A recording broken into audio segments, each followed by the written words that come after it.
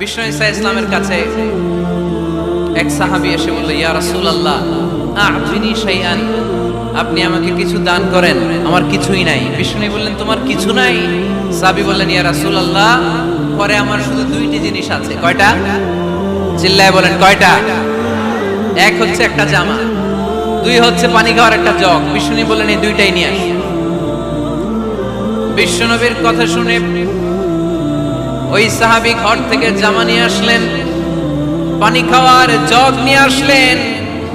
বিশ্বনবী সাল্লাল্লাহু আলাইহি ওয়াসাল্লাম ওনার মোবারক হাত দিয়ে এক হাতে জামা ধরে আরেক হাতে পানির জগটা ধরে সাহাবীদের দিকে উদ্দেশ্য করে বললেন, মাইয়াশতারি হাদাইন, এই দুইটা জিনিস কেনার মতো কে কে আছে দেখি? কয়েকজন হাত তুললো। বিশ্বনবী বললেন, কত দিয়ে কিনবা? এক সাহাবী বলে, ইন্নী আশতারিহিমা বিদিরহাম, ও নবী যদিও এগুলো আমার দরকার নাই, কিন্তু আপনি যেহেতু নিলামে ডাক তুলেছেন, ইয়া রাসূলুল্লাহ ইয়া হাবিবাল্লাহ, আপনার সম্মানে আমি 1 দিরহাম দিয়ে দুইটা জিনিস কিনে নেব। 1 দিরহাম, একটা জামা, একটা পানি খাওয়ার জগ, দাম কত? 1 দিরহাম। বিশ্বনবী বললেন, না না, 1 দিরহাম তো অনেক কম হয়ে যায়, মাইয়াজিদু আলা যালিক, এর চেয়ে বেশি দামে কে কিনবা? আরেক সাহাবী হাত তুলে বলতে লাগলো, ইয়া রাসূলুল্লাহ ইয়া হাবিবাল্লাহ ওয়া ইন্নী আশতারিহিমা বিদিরহামাইন, আমি এই জামাটার পানি খাওয়ার জগটা 1 দিরহাম নয় 2 দিরহামের বিনিময়ে কিনতে চাই। বিষ্ণু ঈসা ইসলাম ওই সাহাবাকে দিয়ে দিলেন। দিয়ে 2 দিরহাম নিয়ে যে লোকটা ভিক্ষা করতে এসেছিল তার হাতে 2 দিরহাম দিয়ে বললেন, যাও 1 দিরহাম দিয়ে ঘরে খাবার কিনে দিয়ে আসো, আরেক দিরহাম দিয়ে একটা কুঠার কিনে নিয়ে আসো। শুনতেছেন? কি কিনে নিয়ে আসো? কুঠার দিয়ে কি করে? গাছ কাটে। ওই সাহাবী কুঠার কিনে নিয়ে আসার পরে বিশ্বনবী নিজ হাতে কুঠারের মধ্যে একটা কাঠের হাতল লাগাই দিলেন। আল্লাহু আকবার! হাতল ছাড়া কুঠার ইউজ করা যাবে? বিশ্বনবী নিজ হাতে ওই কুঠারের ভেতরে একটা হাতল লাগাই দিলেন আর বললেন, লা উরিদু আন আরাকা 15 আইয়াম, এই কুঠার নিয়ে জঙ্গলে যাও, গায়ে অনেক শক্তি আছে, কাঠ কাটো, এই কাঠ কেটে বাজারে বিক্রি করো, সামনের 15 দিন যেন আমি আমার চোখের সামনে তোমার না দেখি। বিশ্বনবীর পরামর্শ অনুযায়ী কুঠার নিয়ে ওই সাহাবী জঙ্গলে চলে গেলেন। কাঠ কেটে বাজারে বিক্রি করতে করতে 15 দিন পরে 10 দিরহাম নিয়ে বিশ্বনবীর দরবারে হাজির হয়ে গেলেন। 10 দিরহাম নিয়ে বিশ্বনবীর কাছে হাজির হয়ে গেলেন। সাহাবী এসে বলল, ইয়া রাসূলুল্লাহ এখন আর আমার ভিক্ষা করা লাগে না, আমার গায়ে অনেক শক্তি আল্লাহ দিয়েছে, আই এম ভেরি এনার্জেটিক, আপনার দেয়া বরকতের কুঠার দিয়ে আমি কাঠ কেটে কেটে স্বাবলম্বী হতে শুরু করেছি। সুবহানাল্লাহ পড়েন। আমি এখন 10 দিরহামের মালিক। বিশ্বনবী বললেন, লা আইয়াহতাতিবা আহাদুকুম হুজমাতান আলা যাহরিহি খায়রুম মিন আইয়াসআলা শাইআন ফায়ু'তিয়াহু আও ইয়ামনাহু, যাদের গায়ে শক্তি আছে তারা ভিক্ষা না করে কাঠ কেটে পিঠে সেই বোঝা নিয়ে বাজারে বিক্রি করা অনেক ভালো। কারণ কারো কাছে যদি তুমি হাত পাতো সে দিতেও পারে, নাও দিতে পারে, আর কষ্ট করলে কষ্ট কোনোদিন বৃথা যায় না। চিল্লায় বলেন ঠিক কিনা? বিষ্ণু ঈসা ইসলামের অনুপ্রেরণায় এই সাহাবা অল্প কিছুদিনের ব্যবধানে স্বাবলম্বী হয়ে গেলেন। What is the moral of the story? বিশ্বনবীর এই প্রফেটিক স্টোরি থেকে আমাদের কি শিক্ষা? লেসন নাম্বার 1, বিশ্বনবী চাইলেই ওই 2 দিরহাম দিয়ে বলতে পারতো, যাও খাবার দাবার কিনে ফ্যামিলিতে দিয়ে আসো। সে ওই 2 দিরহাম নিয়ে খাবার দাবার কিনে ফ্যামিলিকে খাইয়ে রাত্রে আবার ভিক্ষায় নামতো। কথা কন, রাত্রে কি করতো? ভিক্ষায় নামতো। বিষ্ণু ঈসা ইসলাম তাকে কাজ করে খাওয়ার জন্য উৎসাহ দিলেন। পাশাপাশি বিষ্ণু ঈসা ইসলাম পার্মানেন্ট সলিউশন দিলেন। এজন্য পার্মানেন্ট সলিউশনের ব্যবস্থা করতে হবে। অনেকে আমরা যাকাত দেই, যাকাতের শাড়ি দেই, যাকাতের লুঙ্গি দেই, আছে না নাই? লক্ষ্মীপুরে এরকম দেয় নাকি? কি দেয়? হ্যাঁ, গাড়ি গাড়ি দেয়, শাড়ি না।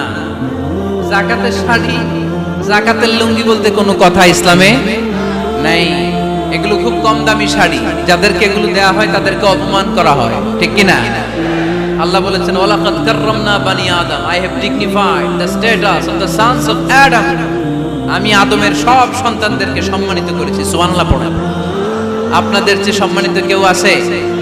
মানুষের যে সম্মানিত গোটা বিশ্বে আর কোনো মাখলুকাত আছে নাই। এজন্য যাকাতের শাড়ি দেয়া যাবে না, যাকাতের লুঙ্গি দেয়া যাবে না। যাকাতের শাড়ি আপনারা দেখছেন, এটারে একবার ধোয়ার পরে দ্বিতীয়বার পরা যায় না। মশারি কি পাতলা, এর চেয়েও পাতলা। এই জন্য যাকাতের শাড়ি, যাকাতের লুঙ্গি বলতে ইসলামে কোনো পরিভাষা নাই। আপনাকে স্বাবলম্বী করে দেওয়ার চেষ্টা করতে হবে। যারা লক্ষ্মীপুর জেলায় বিজনেস ম্যাগনেট আছেন, তারা একসাথে হয়ে একটা স্ট্রং যাকাত ম্যানেজমেন্ট প্ল্যাটফর্ম করতে পারেন, যেখান থেকে আপনারা বিভিন্ন থানায়, বিভিন্ন গ্রামে বাছাই করে করে কিছু ভাইদেরকে যাকাত দিতে পারেন স্বাবলম্বী করার উদ্দেশ্যে। যেই ফ্যামিলিকে আছে, কি নাম এটা, পল্লী উন্নয়ন ক্লাব, মাশাআল্লাহ, যাকাত ফান্ড দিয়ে বিদেশে লোক পাঠায়। এর যে সুন্দর পদ্ধতিতে যাকাত বিতরণ আর হতে পারে? যেই লোকটাকে, যেই ছেলেটাকে বিদেশে পাঠানো হয়েছে, ওই ফ্যামিলিটা আর কোনদিন যাকাতের শাড়ি নেওয়ার জন্য লাইনে দাঁড়াবে? যেই ছেলেটাকে ওনারা অস্ট্রেলিয়ান গাভী কিনে দিছে, দুধ বিক্রি করে যেই ফ্যামিলিটা স্বাবলম্বী হতে শুরু করেছে, তারা আর কোনোদিন যাকাতের লাইনে যেয়ে দাঁড়াবে না। এজন্য যাকাত দিতে হবে স্বাবলম্বী করার জন্য। ইসলাম আমাদেরকে এটাই শিখিয়েছে, কাজ করে খেতে হবে। কাজে লজ্জা নেই, লজ্জা হচ্ছে অলসতায়। লজ্জা কিসে? আজকের আলোচনা থেকে এটা মুখস্থ করে নিতে হবে, কাজে লজ্জা নেই। লক্ষ্মীপুরের ইয়াংস্টারেরা শ্রমে লজ্জা নেই, পরিশ্রমে লজ্জা নেই, লজ্জা অলসতায়। লজ্জা কিসে? আরো জোরে। নবীরা কি এমনি এমনি বসে বসে খাইছে? কঠিন পরিস্থিতিতেও নবীরা পরিশ্রম করে উপার্জন করা লেগেছে, ঠিক কিনা? সাইয়েদনা মারিয়াম আলাইহিস সালাম, যার নামে আল্লাহ তাআলা কোরআনে একটা সূরা দিলেন, উনি পৃথিবীতে এমন একজন মহিয়সী নারী, যেই নারীর গর্ভে, যেই নারীর পেটের ভেতরে স্বামীর স্পর্শ ছাড়া সন্তান দিয়েছে কে? সাইয়েদনা ঈসা আলাইহিস সালাম পেটে আসলেন। মারিয়াম আলাইহিস সালাম লজ্জা পেলেন, হায় হায়, কেমন করে এলাকাবাসীদের কাছে আমি আমার মুখ দেখাবো? বিয়ে করি নাই, স্বামী নাই, বিয়ে হয় নাই, স্বামী নাই, কিন্তু পেটে সন্তান চলে এসেছে। হায় হায়, এলাকায় কেমনে মুখ দেখাবো? লজ্জায় পড়ে মারিয়াম আলাইহিস সালাম এলাকা থেকে চলে গেলেন। কি অবাক করা কাণ্ড! বাচ্চা ভূমিষ্ঠ হওয়ার জন্য, বড় হওয়ার জন্য 6 মাস 7 মাস লাগে নাই, পেটে বাচ্চা আসার সাথে সাথে বাচ্চাটারে বড় করে দিয়েছে কে? সাইয়েদাতুনা মারিয়াম আলাইহিস সালাম এবার বসে বললেন, বুঝতে আরম্ভ করলেন প্রেগন্যান্সির পেইন উঠেছে। হঠাৎ করে পেট থেকে বাচ্চা ভূমিষ্ঠ হয়ে যাওয়ার পরে উনি কাঁপতে আরম্ভ করলেন। ক্ষুধার চোটে খাবার কিছু নাই, সামনে ঝর্ণা, উপরে একটা খেজুর গাছ। সাইয়েদনা ঈসা আলাইহিস সালামকে কোলে নিয়ে মারিয়াম আলাইহিস সালাম মনে মনে ভাবে, হায় রে, কেউ যদি একটু খেজুর পেড়ে দিত, এই ক্ষুধার মুহূর্তে আমি খেজুর খেয়ে পেটের ক্ষুধা নিবারণ করতাম।